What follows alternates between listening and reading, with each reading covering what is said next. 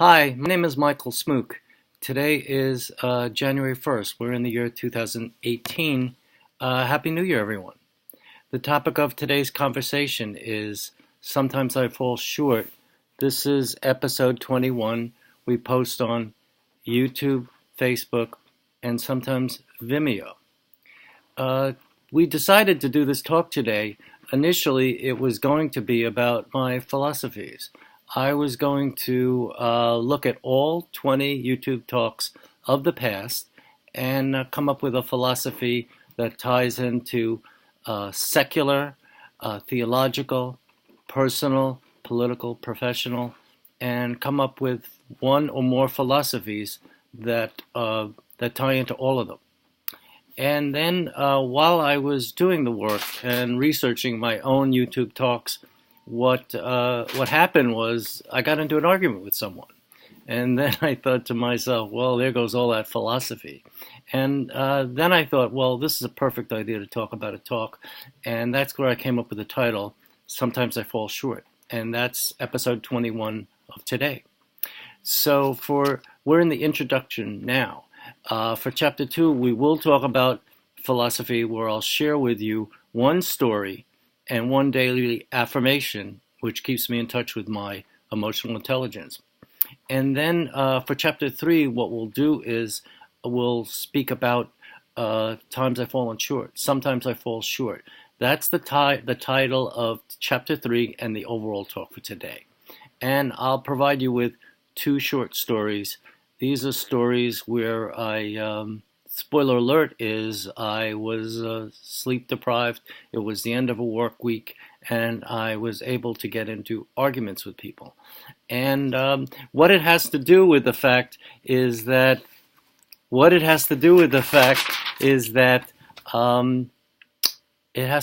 fact one story is entitled My Doctor Has Issues, and so do I. The second story is entitled My Counterpart Speaks Pure Drivel. That's a rather harsh, unvarnished topic, but that's a time where I lost my temper, and we could talk about it. And then for chapter 4, what we could do is we can talk about lessons learned. And normally that would be the conclusion and end it, and I will summarize with lessons learned. But for chapter 5, we'll call Afterwards. And what Afterwards about is I read an op-ed page, and it's about a woman who had to deal with a man who was misbehaving. She was a journalist, and she was interviewing an author. She met him at a party. She wanted to continue the dialogue. And in a hotel lobby, he tried to hug and kiss her. And normally we would say, well, that's more of the same of what we've been listening to and reading in the papers. And what seemed interesting to me, and it's worth talking about in an afterward, stems from the fact she's talking about not only affixing the blame, but what can we do to fix the problem for misbehavior. This is the start of a dialogue. It's not supposed to cover all situations, legal situations, and payments and non-disclosure clauses. But I thought it was important to talk about this. It seemed very interesting, and she seemed to be expanding the conversation in an interesting, unusual, and productive way. Well, now that what I've done is we've summarized chapter 1, let's go to chapter 2. Chapter 2 is it's all connected. So the whole idea is what philosophy or philosophies connect secular, theological, personal, professional, and political. And I'll share with you one story and one daily affirmation. These are ideas that I've shared with you previously, but they bear repeating again. And also they tie into the overall topic of today's talk. In terms of a story, sometimes I'm asked from time to time, what's your philosophy? Other times I'm asked, tell me about yourself. What's interesting about yourself? And I'll say, somebody I really admire, a character in biblical times, Joseph. He lived 3,500 years ago. And what I really admire about the man is he was sold into slavery. He was a prisoner in Egypt. He was either going to spend the rest of his days in prison or be executed. And there was a story that was passed around that the paramount leader of Egypt was having bad dreams. And Joseph had a reputation as someone who could interpret dreams and had the gift of prophecy. And he was given an unusual opportunity to have an audience with the Pharaoh. And he interpreted the Pharaoh's dreams, and he said that there'd be 7 years of harvest of bountiful crops, and then 7 years of severe famine. And the Pharaoh believed him. He was so impressed with Joseph, he made him prime minister over the land, reporting to the Pharaoh. And Joseph was an excellent prime minister, and he saved Egypt from severe famine, saved millions of people. And in addition, what Joseph did when his family left Israel and came to Egypt, his brothers who sold him into slavery, his brothers came with their families and their livestock. They came to Egypt, and he forgave them. And what he did, he made sure they were comfortable in Egypt. So what I like about Joseph is he took the long view. He, of course, in our day-to-day lives, we're thinking, well, what about me, myself, my family, my friends, etc., paying all my bills, maintaining myself, all that stuff. And all of that has to do with the immediate and the intermediate time frames. But what I try to do is sometimes take a step away from myself and look at the long term. And that relates to a lot of things in my personal life, my politics, and all the other topics that I mentioned. So Joseph is a biblical character I greatly admire. I've just told you one story that relates to philosophy that overlaps 5 areas. I want to share with you a daily affirmation. I've mentioned it before, and it bears repeating again. My affirmation goes like this: it's far less important that in any conversation I have with anyone that they think I'm smart, funny, or if we disagree, that they think I'm right.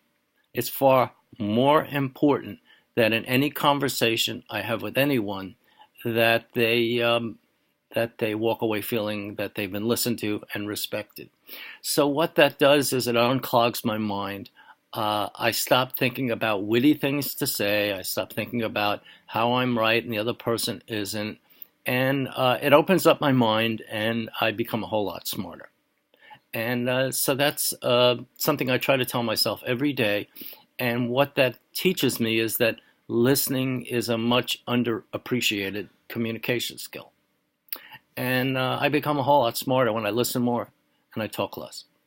So that basically summarizes Chapter 2, a story which helps me take the long view, and another idea about a daily affirmation where I become a whole lot smarter when I listen more. And I understand what people are thinking and what they're feeling. Now let's talk about times I fell short, times I lost my temper and lost it. It happens from time to time. And one story is entitled, "My Doctor Has Issues," and perhaps I do as well. The second story is a little rough around the edges, is my counterpart speaks pure drivel. The spoiler alert with this is that both these arguments took place on late afternoon or early evening on a Friday. And the thing about it is I'm up, I go to bed, I'm up every morning about 4:30 in the morning. And I work from about 7 a.m. to 4 p.m. And I think that it's not just the job, it's the commuting to work back and forth. By late afternoon, early evening on a Friday, I'm tired. And I'm more prone to getting involved into an argument. So the story about the doctor is I misplaced a bottle of pills. And I had conversations with my doctor, and then it ended up we had face-to-face conversations. And we couldn't determine whether the pills were misplaced, lost, stolen, or left at the pharmacy. And we were going around in circles with this. Second, third, and fourth time. On the phone and then face-to-face. And I was going to have a 15-minute consultation with my doctor. And my doctor is, she's a bit of a bully. And she likes to get the last word in and sometimes says things that'll get under my skin. And I usually can handle her pretty well. And I knew before I walked into her office that she was going to say something. She was going to say something to get under my skin. And I said, when she does that, and it is going to happen, just say something very bland and get past the meeting. And she'd get the pills that you want, and then you'd see her the following month. And what happened was she did say something even more unexpected. And I took the bait and I got into an argument. And then knowing that she has to get the last word in, and knowing that despite my warnings to myself, I still was engaged in an argument, I tried to walk back the conversation so we could end on an even keel. And this is what happened. She did wire the prescription to my pharmacy. I picked up the meds the next day. My wife and I went on vacation. We came back 2 weeks. So we finally got around to opening up the mail that the post office was holding. And what happened was I finally opened a letter, and it was from my doctor. My doctor was telling me that she no longer wanted me as a patient. So this was a business relation, and I was being fired by my doctor. And it was on one level, it wasn't difficult finding another doctor to see, and it's a good relationship. But the thing about it was, I think between the two of us, it was a lost opportunity to walk back and find a way so we could both learn from this situation. So that was unfortunate that it happened. Now, before I summarize Chapter 3, let's go to the second story. My counterpart speaks pure drivel. I belong to a meetup group. We talk about current events. We talk about what's the president doing with the tax cut, who's the president going to appoint for the Supreme Court justice position and the chair of the Federal Reserve Board, what's the president going to do on trade policy with China. We would talk about that as well. And it's a good meetup group. We meet on a monthly basis in the bar at a hotel. And there is one fellow who's a member of the group. He's extremely bright. He's very quantitatively oriented, although a tad long-winded. And sometimes he says things that I completely disagree. And I should be able to handle him. And sometimes I have even more challenging conversations with friends and handle it well. On this particular Friday, he casually says, I think it's time that we take out North Korea. And at first I was calm, although I was realizing early that I could lose my temper. And I said, look, if we take out North Korea, as you casually propose, even if we were able to knock out all of North Korea's nuclear weapons, millions of people are going to die alone on the Korean Peninsula. Billions of dollars economic loss will take place by that attack. Perhaps trillions of dollars, not only on the Korean Peninsula, but worldwide. And in addition, I said, I think it's fairly certain that it's not only on the Korean Peninsula, but worldwide, because the United States and China are going to be involved in this in some respect, that there'll be a worldwide recession, quite possibly a severe depression. So this is going to have collateral damage throughout the world. And normally that should have been it, but the conversation escalated. And at a certain point, I got angry and I said, what you're advocating and articulating is pure drivel. I wasn't even sure what I meant when I said that. Later on, after this argument, in a quiet moment, I went online and I looked up the Urban Dictionary. And I said, I wanted to find out what was I talking about when I said you're speaking pure drivel. And that means a not nice thing to say. It means that you're talking stupid things. And that may be true, but I could have handled myself much better. And so what happened was my coworker, my counterpart in this talk the head of the group said, let's change the subject. And that's what we did. We changed the subject. And next month, I'll let you know what happens in this talk. But I think it's one of those situations, even though harsh words were said, this is something that's going to sort of go away. Sometimes you get into these arguments, and it's like people are like fine china. It's fragile, and it could break up the whole group. Other times, uh, people could take it. And that's what I think is going to happen with this group. But what I really want to do is go on to chapter 4 and talk about lessons learned in these two arguments I was engaged in. And so let's go to chapter 4, lessons learned. As far as what I learned from these two arguments are that, well, one, sleep is really important for me. I'm 62 years old, and it's a long day commuting to work to and from home. It's 11 hours or more a day. So by Friday, I'm tired. So this happens. So what I've been doing actually before I had these arguments, and I'm certainly doing it afterwards, I take some medication. I take it 7:30 at night, and I get drowsy, and I'm in bed by 9 o'clock, which means that every night I get 7 hours of sleep from Sunday night through Thursday night. And over the weekends, I try to get more sleep. And sleep is very important, along with some exercise, nutritional meals, and all the other things that make me a complete person. So that's something that I've learned before, during, and after these arguments. And in addition, uh, as previously mentioned in YouTube talks, I repeat myself additional philosophies to try to avoid falling short. And one of my philosophies is I tell myself every day, and I have to tell it every day because I forget.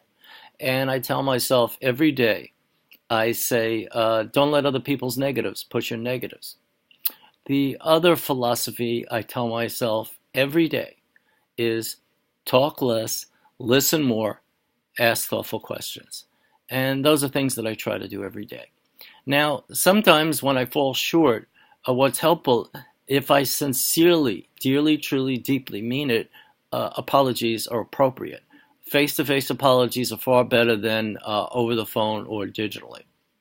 If I can't, or if I don't use the word apology, expressing regret to someone who I've had a argument with is very helpful. A third way of looking at it is sometimes, and this is what this second story I told, what will probably happen is let the dust settle. And which means that sometimes people could talk rough, and if you just shrug it off and let time pass, and then you can meet with people. You don't even have to bring the topic again. As long as people are civil to each other, things move on. And so it's unpredictable as to whether it's one of the three what to do. But and then also I have to come to an understanding that despite all my philosophy, getting a good night's sleep, and my best efforts, I understand that I'm human, and sometimes I fall short. I'm going to fall short and have a problem, and I need to appreciate that part of me despite my efforts. Now, normally this would be the conclusion of this YouTube talk, and instead I want to talk about something else. It's an afterwards, and it has to do with a story I saw in an op-ed column. Let me tell you about this op-ed piece briefly. It has to do with a woman. She's a reporter. She met an author who wrote a book, a groundbreaking book on peace in the Middle East.